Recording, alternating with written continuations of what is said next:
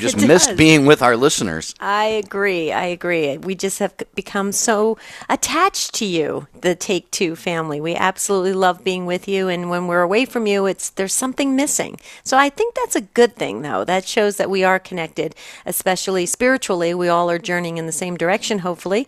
And we also hope that you got to spend some great quality time with your family and friends yesterday on Memorial Day, remembering those who died in active military service.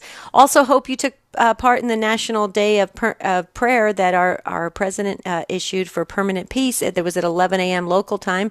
So I hope you took part in it. Hopefully I did. It was really just nice knowing that we all joined together in prayer for permanent peace. But going back to this idea of quality time with one another, we're talking today about shortcut parenting.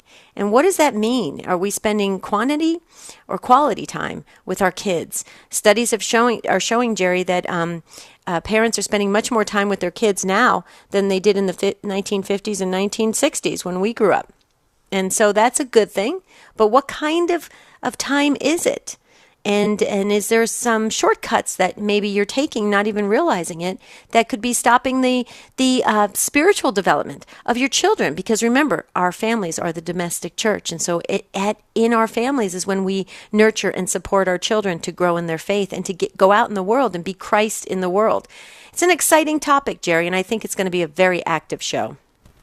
You can join right now, 1-800-585-9396.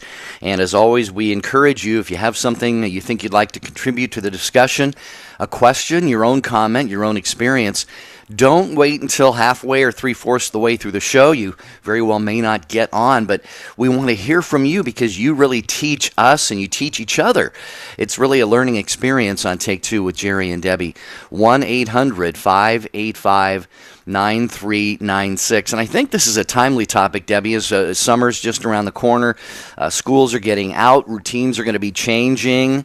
And we want to, as parents, obviously want to still, give our kids the freedom to be themselves and spread their wings and so forth, but not be in any way more neglectful, say, during the summer than we're out of those normal routines during the school year, for example. So, again, folks, talk about what we're talking about today are, in essence, your parenting techniques. Mm-hmm. How do you spend time with your kids? Is it quality? Maybe it's not as much as you'd like, but you have ways that you make sure, you and your wife, you and your husband, you as a single parent, you make sure that there is time in your schedule for them so that they know you're there, they know you care, and you are the primary educator anyway, overseeing their formation in these younger years. That's right. And people are listening to the show. They are taking heart what you say and the wisdom you impart. For instance, Rich Jesse, our producer, he's about to become a first-time dad. And he's listening intently on your parenting techniques and skills. So impart to all of us how you parent. Do you take some shortcuts? Maybe the shortcuts have worked in your family. Maybe they've been disastrous. I know I've taken shortcuts. Come on, let's admit it. We've all taken. Give an example of a shortcut, Debbie, for my benefit and okay. For our listeners. Well, I would consider this a shortcut. Maybe. You've got a lot going on in the house, a lot of things you haven't finished for the day. And so, you fix a meal, your spouse isn't home yet from work. And so you put the child in front of the TV set with their favorite program, eating dinner. I would consider that shortcut parenting because you want to get something else done for half an hour. So you figure you'll get it done while your child is eating, and your child's being entertained by the television set. So you feel like it's all good. They're happy. I'm getting my work done. The whole family's happy. So I would consider that an example of shortcut parenting. Let me ask you this then too. Sure. Okay. You've got a mom and a dad, and you know the old story. Go ask your mom. Go ask your dad. Uh-huh. Okay. Is that possibly in any way a type of shortcut parenting when the first parent that the child goes to says, go ask your other parent? Is that a way of not it's not a parent not caring, but it's maybe a parent who at that particular moment is, like you said, wrapped up in something else, and they simply say, well, go ask your mom or your dad. Or does that rise to maybe a little bit of a different level, and you're deferring actually to the authority of the other spouse? That could be seen that way as well. Well, yeah, you could be deferring, or you maybe you just don't want to be the bad guy, so you push it off onto your spouse, or you're just taking kind of a chicken exit and saying, okay, go ask your father, go ask your mother. Sometimes it's a delay just so you can kind of think about what your child is asking of you. But yeah, I think when you really kind of, maybe this is a better example of it, Jerry, just the idea of brushing off your child when you could take extra time to educate your child. There's a lot of times, I think, as parents, we're trying to multitask, doing so many things at once, that the quickest answer, the quickest response is what we choose, as opposed to when we should really possibly be sitting down and taking that time to really educate and give the children some life lessons that they can build upon, such as reading stories, Jerry, at nighttime. I was reading a study that shows that parents that read to their children, it's very, very good for their children's growth. And we know in this day and age, we've got all sorts of technology around us, computers, this, that, and everything, that can read to our children. They practically read for our children. And it's really, so I would consider all of that a type of shortcut parenting. But here's the thing. Every parent does it a little differently. We weren't really given a rule book when kids started arriving. So you do the best you can, but I think we can all learn from each other. And that's what I think this show is going to be today I like how you said it, Jerry, share with us your parenting techniques, because your unique technique could help another person. And that's what we want for this show. So dial in, don't hesitate. 1-800-585-9396. Yeah, and please understand, this isn't one of those shows where Debbie and I have this giant spotlight or flashlight and we're shining it on, hey, look at you shortcut parenters, you nasty, shame on you. No, not at all, actually. As we said, we want this to be a situation where maybe, because in today's modern culture and world, let's face it, times change, technologies change, activities change, routines change. We have to adapt. We have to adjust. How have you done that? How have you done that and still feel, when you put your head on the pillow at night, I have done the best that I can for my kids, and look at the fruit. They're turning out great. Share your take. Inspire someone else today at 800-585-9396. And welcome to EWTN's Bookmark Brief. I'm Doug Keck. I just finished interviewing Edward Shree about his new book, Who Am I to Judge? Responding to Relativism with Logic and Love by Ignatius Press and Augustine Institute. And Professor Shree, tell us, what is this book about? Well, Jesus talks about don't judge, right? But what does he mean by that? He's talking about not judging someone's soul, not condemning someone to hell. We're not supposed to be in that business. That's between every individual and God alone. But God gave us a mind. He wants us to use our reason, doesn't he? And we make judgments all the time about what road do I take to work, there's traffic on this one, or we make moral judgments all the time. We can even judge other people's actions and say, this, if they do this, they're going to get hurt. If someone does this action, they're not going to be happy. And so we can judge moral actions without having to judge the person's soul. Who Am I to Judge? Responding to Relativism with Logic and Love. The author, Professor Edward Shree, available through the EWTN Religious Catalog, EWTNRC.com. And this has been an EWTN Bookmark Brief. Look for the entire interview coming soon to Bookmark. Thanks. Missing Catholic radio in your area? Heed God's call to get involved and start a Catholic radio station. Contact Jack Williams, 205-795-5756, or email jwilliams@EWTN.com. What's stopping you from becoming a Catholic? Why can't women become priests? I don't understand why I have to earn salvation. How is it possible that God created everything? Why do I need to confess my sins to a priest? Why is the Catholic Church so unwilling to The Catholic Church is too rich. Catholics worship Mary and are committed. As far as I'm concerned, all religions are equal. You are called to communion with Dr. David Anders. Today, 2 p.m. Eastern, on the EWTN Global Catholic Radio Network. Hi, this is Barbara McWiggin. This is Bishop Robert Barron of the Archdiocese of Los Angeles. This is Dr. Greg Popchak. And Lisa Popchak. Thanks for listening to EWTN Radio.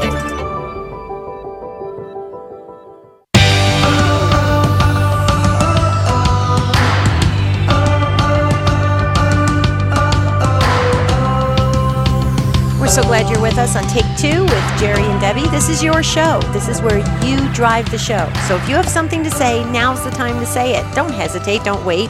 You can email us. That's true. You can at Take2, the number 2, at EWTN.com, or go on Facebook, the EWTN Catholic Radio Facebook page. You can keep the conversation going there. But we really want to hear from you live so we can have this kind of discussion together. Pretend like we're in your living room and you have like a glass of iced tea or something like that, or a cup of coffee, and we're just sitting around and we're just talking about different subjects. And today we're talking about parenting.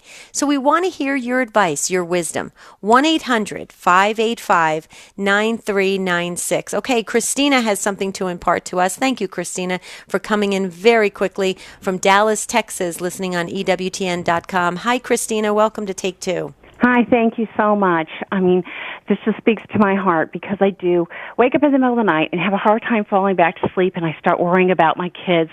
My youngest just finished 8th grade, and I think in 4 years he's leaving home, and is he going to know all the things he needs to know, and not only just like how to do laundry and how to cook, but about his spiritual formation. He was just confirmed, and when he had his confirmation retreat, he seemed on fire, and now it just seems to be petering out, and I've tried different things, and I feel like what's going wrong here, but he's very drawn to playing computer games, and I really try to limit that, so I'm wondering if that is the spiritual battle, and I just don't know what to do. Well, Christina, I've been in youth ministry for many, many years, and I can tell you it also, the other battle is the fact that he's in 8th grade, and he's changing, and he's developing, and it's just that kind of that growth, you know, where he's at in growing into a mature adult, and so that happens, and they have this push-pull a little bit. They come close to spirituality, and then they push back, and then they pull back, and it's kind of they're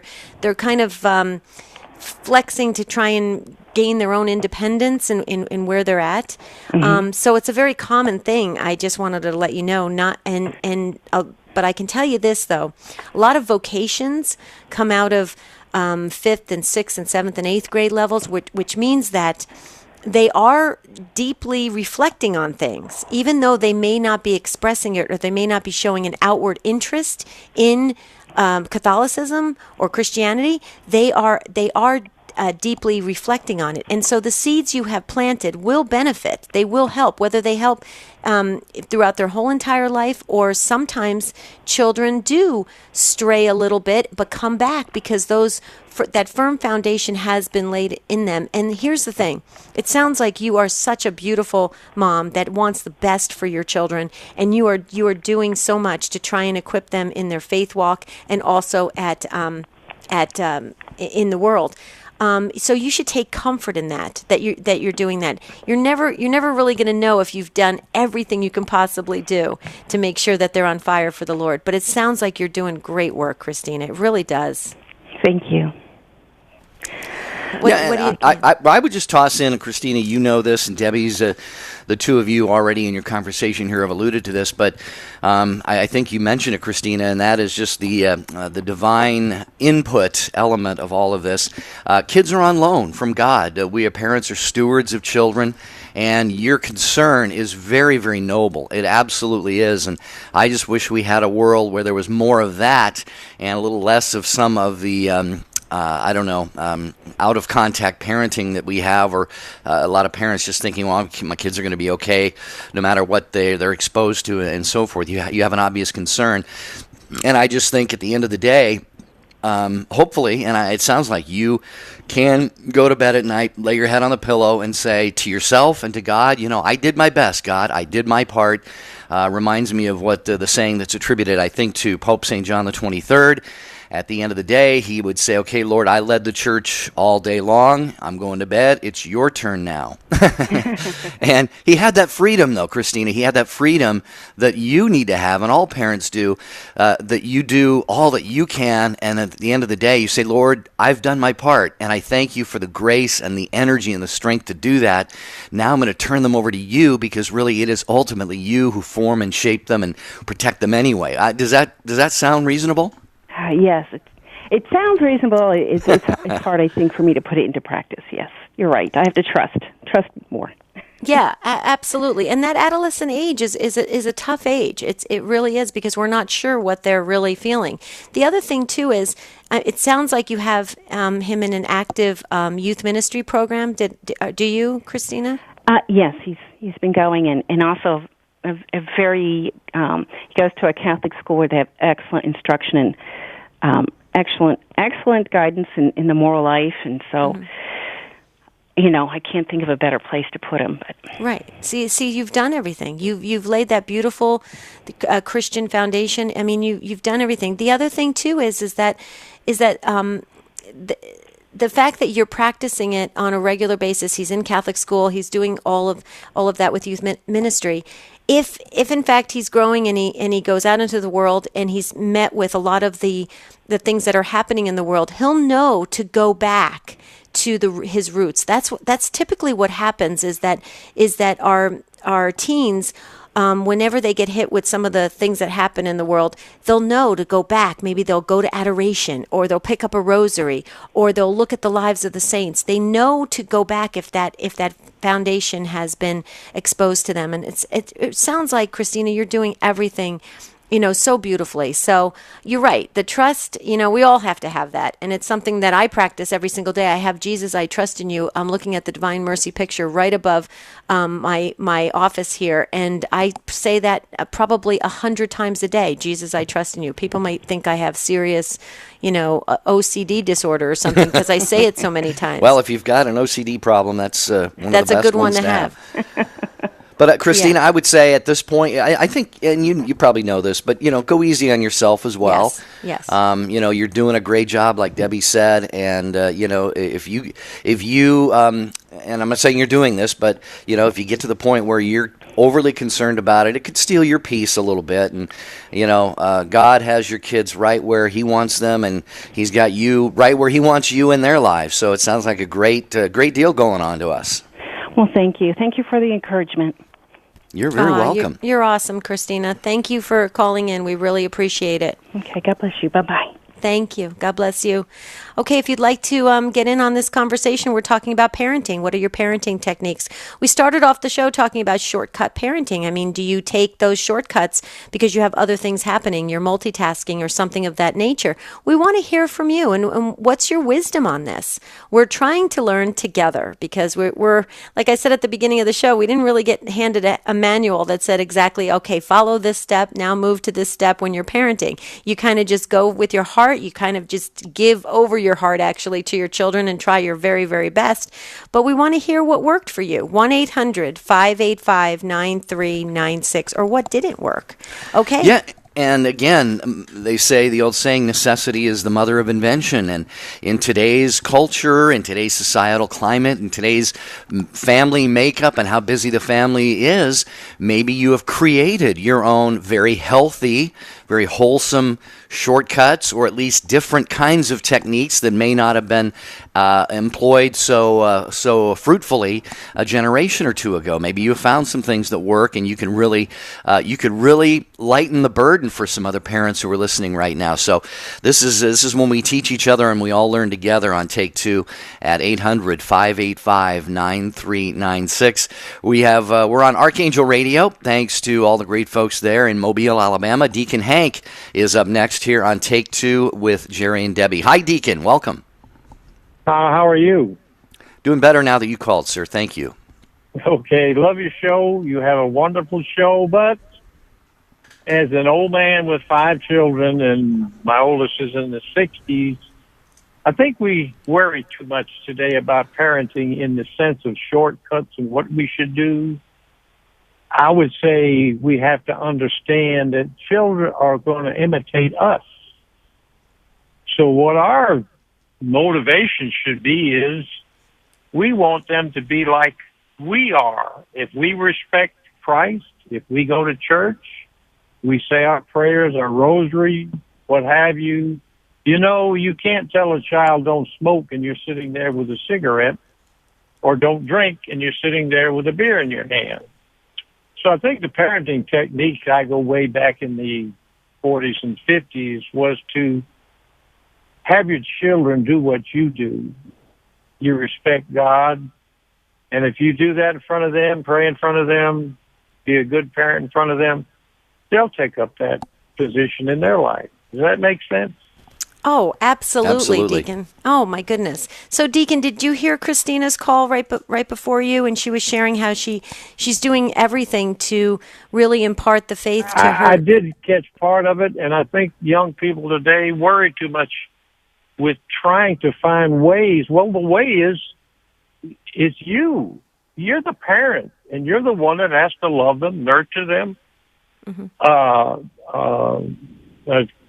I'm not going to say, I want to say starting young, discipline them. But you're the example, and you are the ones that have to show that example. You don't have to, go to a guru about Dr. Spock and this is the way we should do it. You have to be the example. As Christ is the example to us. He doesn't do things and tell us not to do them. He's our example. We should live a life in Christ, and if we go to Mass or we go to our churches and emulate Christ, it'll happen. There'll be a few exceptions, but it won't be like it is today. That's just my thoughts on it.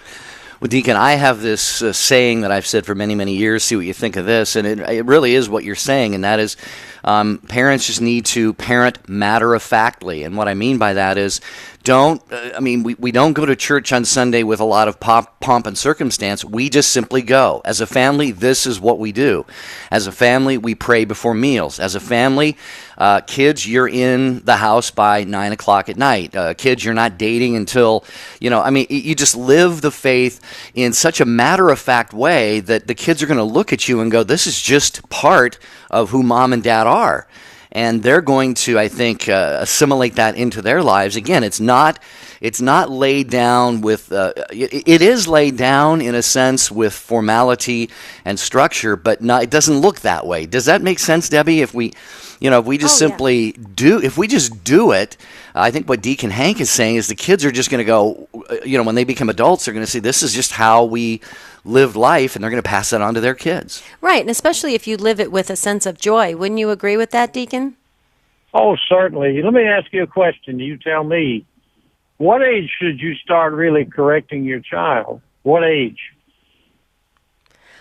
Are you asking me what I did, or you're asking me what I think? No, I'm just asking you your thoughts. What age should we start correcting children, Well, I just personally, I feel that there can be correction as soon as a child is able to comprehend correction. So I think just for me, it's but it depends on what level of correction. I certainly, when you put a couple toddlers in a playpen together and they're not sharing toys, it's a wonderful opportunity to explain to them that that's not kind, and somehow children can feel it without even so much words. They can just sense that a parent is dissatisfied. It's very interesting how children are very keenly aware of parents' reactions. But where are you? The best psychologists in the world, believe me. I'm sorry? I agree with you wholeheartedly on that. It can't be too soon. What's the first word a child learns as they start to? No. Right, yep. Exactly. Mm-hmm. No, or it's mine. Mm-hmm. And that's what I feel like young people today, they don't start correcting. I'll have to say I believe in corporal punishment. I don't believe in this. I believe a couple of good whacks in the right place will catch children's attention. I know that was the way I was raised, and I feel like I come up pretty good for the most part. Well, Deacon... Again, I think people are looking for books to go by raising their children. There's only one book they really need, and that's the Bible. The Bible, right. If they use the Bible to raise their children.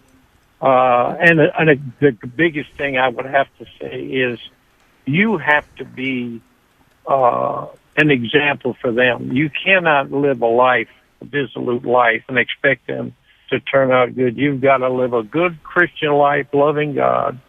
And I think you're going to 99% of the time, you're going to have success in raising children. Yeah, Lead no by doubt example. about that, Deacon Hank. Yeah, absolutely. Yeah. And they're kids they're so wired into their parents. They look every move, every word spoken or done by a parent is seen, and no matter how young the child, I believe they try and they're figuring it out. Why did mommy do that? Why did daddy say that? Why do we do this as a family? So I think you're right, Deacon Hank. Thank you so much for your insights and wisdom there from Mobile. Thank you for your vocations as well. Thanks for being a deacon in the church. It's Take Two with Jerry and Debbie talking about parenting and your techniques. Let us know what they are. Post your intentions on the prayer wall on Jerry and Debbie's website. To get there, just click on the bright yellow J&D logo at take2show.com. Jerry and Debbie personally reply to every prayer intention that's posted. Others will also offer you their prayer support. When there's something important you want prayers for, post it on the prayer wall on Jerry and Debbie's site. Visit take2show.com, click on the J&D logo today. This is Life Issues with Brad Mattis, president of Life Issues Institute. Politicians have long been associated with talking out of both sides of their mouths, meaning they say contradictory things to appease everyone to get reelected. Senator Joe Manchin of West Virginia has taken this art to a new low. He recently posed with a young pro-abortion woman and was holding a sign that read, "I stand with Planned Parenthood." Just weeks later, he was photographed with young pro-life women. This time he held a sign reading, "We don't need Planned Parenthood." You and I need to hold politicians who work for us accountable for their actions. There are many good elected officials, but when one appears to be practicing political prostitution, tell them you don't approve. Otherwise, the bad behavior will continue, just like a spoiled child. Follow us on Twitter at Life Issues USA and stay informed, more informed than you've ever been. You know what Catholic radio is? It's training for the troops. It's a interaural of the ear boot camp. The folks who listen, who grow in their faith, grow in charity, grow in all the virtues, they then go out and exert an influence far beyond just themselves. Catholic radio has an exponential effect for bringing people deeper into the faith. Dr. Ray Garindi thinks Catholic radio is important. So should you.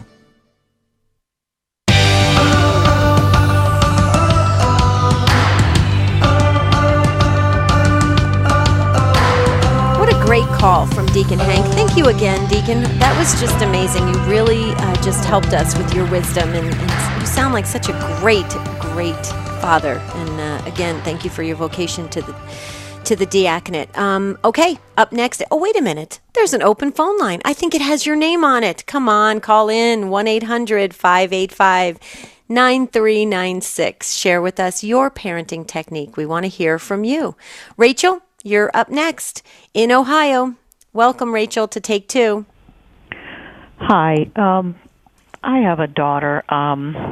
She's 23. She just moved out with her boyfriend. They do have a wedding date set, but she knows that we don't approve of what she's doing. But I want to keep the communication open.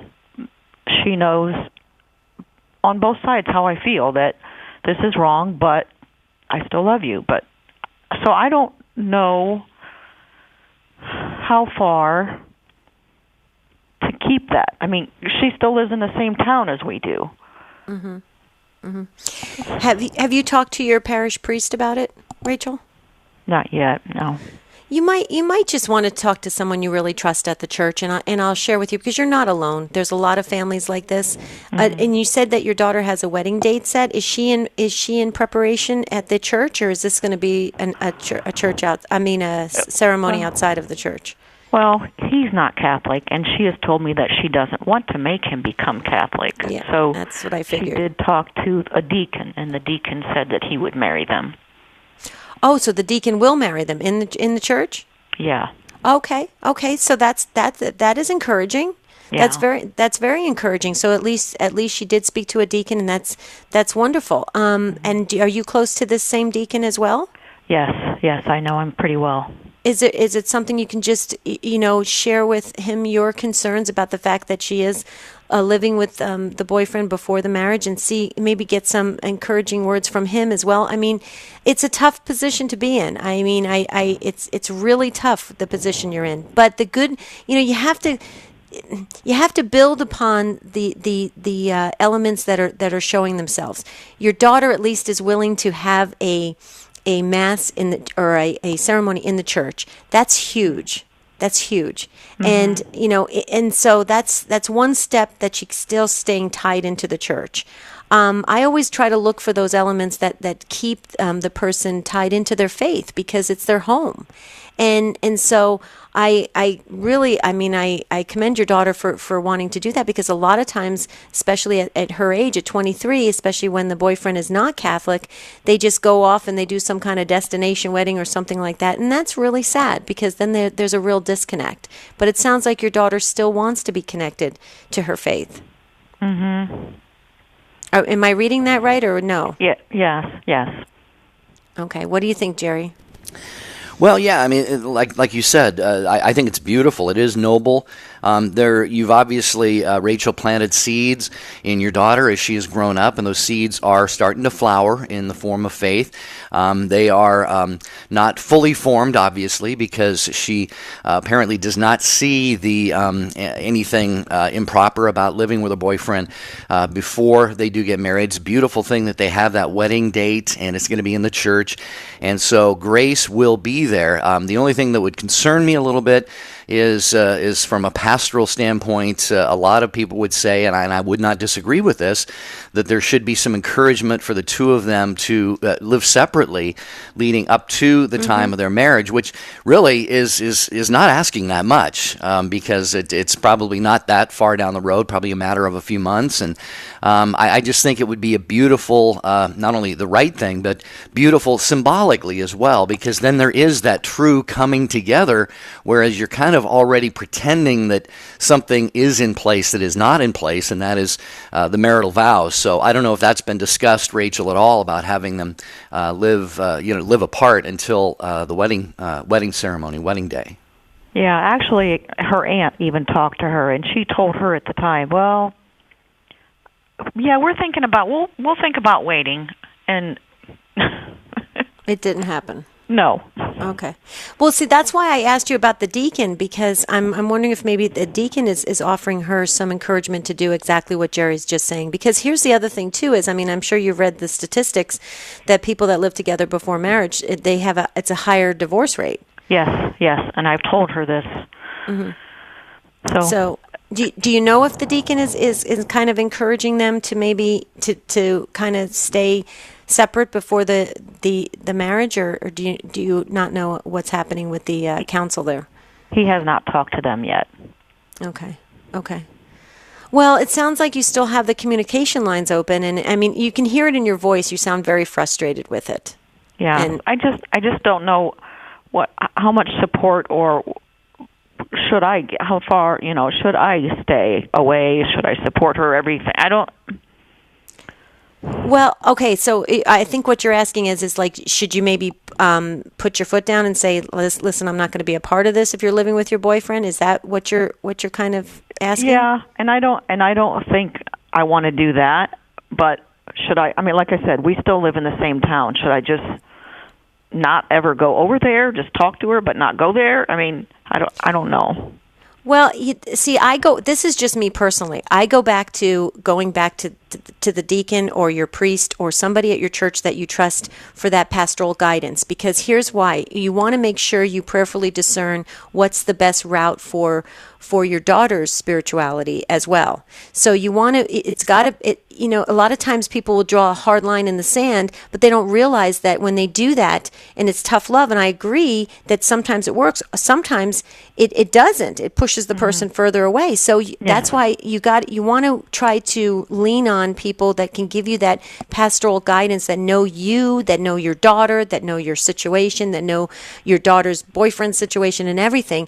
And then you can come to a better understanding what would be best for her spirituality. That would be my personal opinion. I'm not a counselor, but I will tell you this. let me share this with you. I actually, and I'll disclose this right up front. I actually did live with my first husband. I lived with him right before the marriage. He was Jewish and I was Catholic, and I talked a little bit about it on the show. My sister at the time said she would not come over to the home while we were living together. She wouldn't do it. And I respected her for it. To this day, she's probably listening right now. I still remember her telling me that she would not step into the home while we were living together. I can tell you this: we hurried the wedding ceremony as quick as we could because it was getting lonely not having family members visit us, and so we rushed it. But I will tell you, I regret it deeply that I ever agreed. It was only a few months before the wedding, but I regret it deeply that I ever agreed. And it had a lot to do. I'm not trying to blame him, but it had a lot to do with the fact that he wasn't Catholic. And so when you have that influence on the other side telling you it's okay, it's okay, it's okay, and you're young, I was as young as your daughter, it just, you think to yourself, well, what's the big deal? You're not thinking 10 years down the road, 20 years down the road. So your daughter's she's not even thinking the consequences of that. Mm-hmm. And so that's why I would but I had a priest at the time that really, he at that time, he upped our formation for getting married, our preparation for getting married. He did it as quick as he can, and we were married very quickly to rectify the situation because it was painful. It was emotionally painful. So I could imagine your daughter's going through emotional, an emotional upheaval inside of her, but she may not even know what it is. That's why I just would encourage you to go talk to someone at the church that you trust that can give you the right guidance so that you can make a good choice for you, your family, your faith, and for most importantly, your daughter and her future husband. Yes. Okay. Will you keep us posted, Rachel, because I'll be praying for you. Okay. Thank you. Both of us. Thank you, Rachel, for the call, and all of the Take Two family. We know you're praying for that situation because you may just have one like that in your own family. Who of us doesn't know someone in a situation like that? And it's a tough thing, but we want to always keep the love flowing and the communication going, however that is possible, without, of course, failing to encourage those whom we love to really go about things the right way. And sometimes it's a little bit of a tightrope act, but I think, Debbie, with a heart like Rachel's, God is really going to look upon that and honor that. So thanks again, Rachel. We're going to Station of the Cross in Boston now, and EWTN radio listener by the name of Esther. Welcome to Take Two with Jerry and Debbie. Esther, how are you? Hi, good. How are you? Doing well, Esther. That's thanks. Interesting, that previous phone call. I have a friend of mine whose daughter recently got married, and they moved in together a few months before the wedding, and the parent did take a hard line. I mean, her faith is very important to her, and she came from the point of view of, statistically, what you said, Debbie, is absolutely correct, that more marriages end in divorce with couples that have lived together before marriage, but also how important is the Catholic faith to the daughter. I mean, there are a lot of things involved here. The parent has a responsibility to tell his or her child that it's wrong, first of all, and you're concerned for your child's soul. And before the wedding, if she's not thinking she's not doing anything wrong, what about confession? I mean, will she receive the full grace of the sacraments if she doesn't think she's doing anything wrong and she doesn't see a need to go to confession? And also the fact that he's not a Catholic plays into it big time, But then what about the respect for your parents? Are the parents paying for the wedding? Because that's a very legitimate point. Your daughter can live with her boyfriend, and then the parent is expected to pay for the wedding. Well, I don't really agree with that. What you're doing. I can't sanction that. I'll go, but don't expect me to pay for it. And that's what my friend did with her daughter, and offered her an alternative. Because the whole thing was, well, he can't really afford to get his own apartment. We're trying to save money and all of that, and that's legitimate concern because things are expensive today. But they offered to have him move in. They had an extra, they had a finished attic with kind of like an apartment that he could stay in rent free. And the fact that they brought up the point that they weren't going to pay for the wedding if they were going to continue on with this was the breaking point. So even though that might sound harsh, it did come down to that, and she moved out the next day and moved in with her parents until the wedding. And I have to say, I attended that wedding, and I knew the situation, and that couple couldn't have been happier. So, well, Esther, let me jump in here. Forgive me. It's just for the sake of time. We're rounding the home stretch here on the show. And I think that is absolutely fantastic. And this is really what, Debbie, you and I were talking about at the start of the show.